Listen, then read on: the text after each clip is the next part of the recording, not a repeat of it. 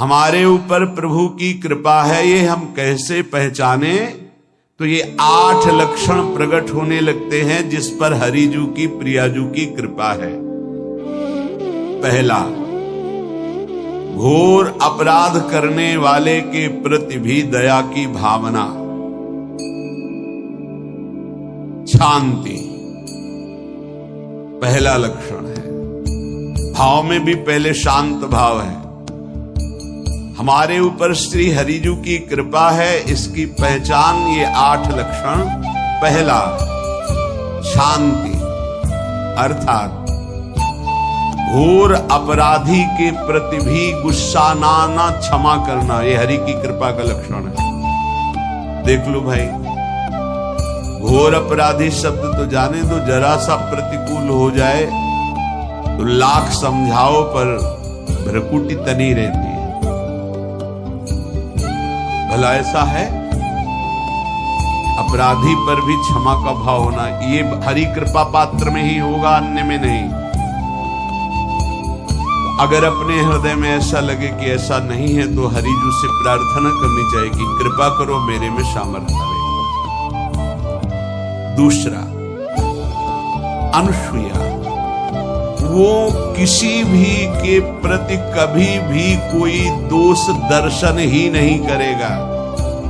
दोष कथन, दोष श्रवण की तो बात जाने दो। अनुसूया, दूसरों के गुणों में दोष ढूंढना ये नहीं होता, हरि कृपा पात्र में नहीं होता। ये सब भजन के नाश करने वाले। जैसे पहला अपराधी पर क्रोध कर देना,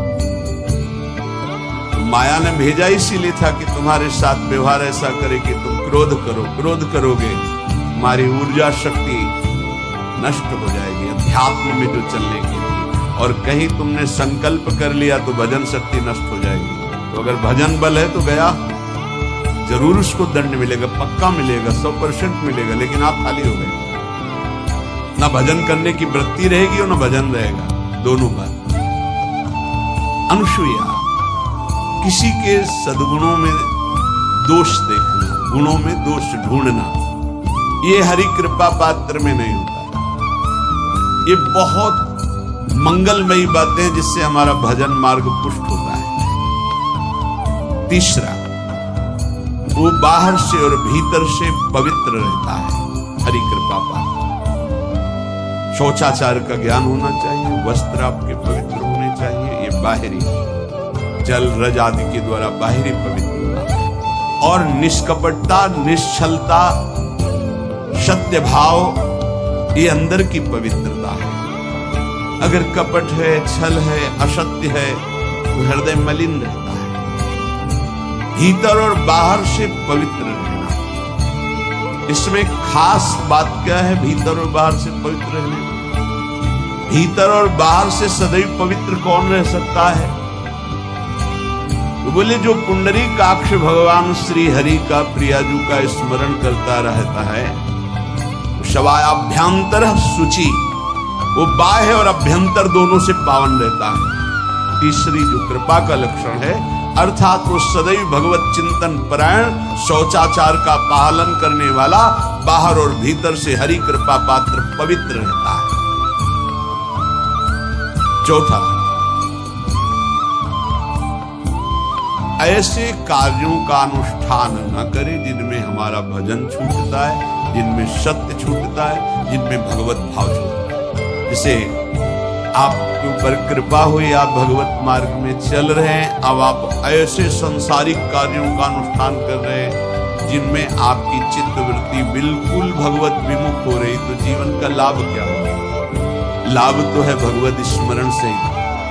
कल एक ने प्रश्न किया कि मैं खाता तो नहीं लेकिन मांस की दुकान में मांस बेचता हूं, होटल है, क्या उचित है? ये उचित कैसे हो सकता है? तुम और भी तो व्यापार कर सकते हो। जरूरी है धर्म का पालन करने की इच्छा करते हो, धर्म आचरण करते हो, ऐसा नहीं। तो विरत बहुकर्मा, उन कर्मों से हमें विरत रहना है जो हमारे धर्म के विरुद्ध है, जो भजन के विरुद्ध है। हरि कृपा पात्र ऐसे कर्मों का अनुष्ठान कर ही नहीं सकता। अपने भजन का फल देखना, भगवत कृपा पात्र सबको प्रदान कर देना। हिम्मत है? अपने भजन, इतनी मेहनत से किया हुआ भजन, भजन होने के बाद हे प्रभु इस भजन का फल हो, सर्वे भवन्तु सुखिना सर्वे सन्तु निरामयः। यहां तो कहते महाराज एक माला रोज आपके लिए करता हूं कि आपकी बीमारी ठीक रहे, तो शेष किसके लिए करते हो प्रभु? शेष क्या? अगर इष्ट और गुरु के लिए तुम्हारा है कि एक माला करते तो फिर इतनी माला करते तो हमें क्या होगा? सब आपको दे देंगे तो हमें क्या होगा? तभी भजन का रहस्य नहीं जाना।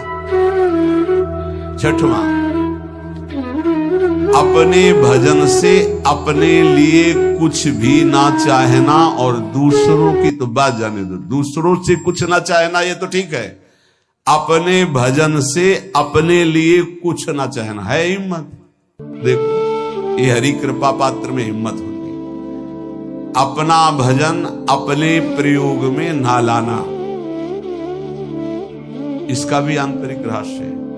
अपने प्रयोग में आप शरीर को लेकर के बोलेंगे, अगर स्वरूप को लेकर तो प्रयोग की कोई वहां जरूरत ही नहीं, स्वरूप पूर्ण काम है, वहां कोई अभाव नहीं।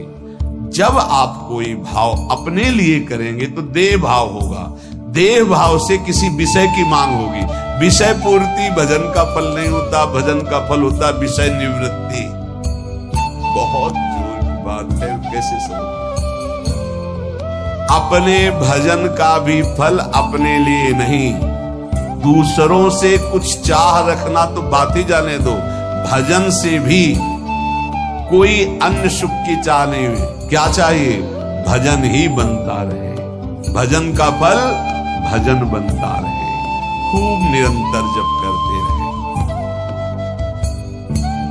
सातवां, किसी भी मान सम्मान कीर्ति पद प्रतिष्ठा के मिलने पर हृदय का असंतुष्ट हो जाना, यह हरि कृपा पात्र का लक्षण हो। प्रणाम नमस्कार जय हो जय हो, हृदय में कोई किंचन मात्र अभिमान न उदय हो जाए। प्रभु बचाओ, ये माया की चकाचौंध से बचा लो नाथ। कौन सा अपराध बन गया कि आपकी जय की जगह यहां हमको ऐसा सुनना पड़े। मान प्रतिष्ठा कीर्ति जिसके लिए बड़े बड़े लालायित रहते, हरि कृपा पात्र को विष की तरह चुभती है। और आठवां, किसी भी प्राणी समुदाय से संबंध ना रखते हुए सब पर दया की भावना, सब पर कृपा की भावना, सब पर करुणा मैत्री पर किसी से ममता नहीं। ये सूत्र बहुत व्यवहार में प्रयोग करने योग्य है। सबसे करुणा और मैत्री पर किसी से ममता नहीं। करुणा तो करी भरत जी ने, मैत्री भी की मृग से, पर ममता रहित नहीं रहे। ममता कर ली तो अगला जन्म निरंकार, ममता नहीं रही।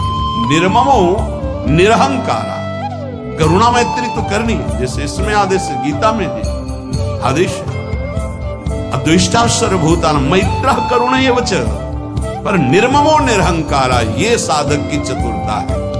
प्राणी मात्र पर दया कृपा करुणा मैत्री, पर ममता नहीं, ममता किसी से। और यहां करुणा मैत्री ये तो गायब हो गई, केवल ममता रह गई। अपने शरीर से ममता, शरीर संबंधियों से ममता, विषय भोगों से ममता, ये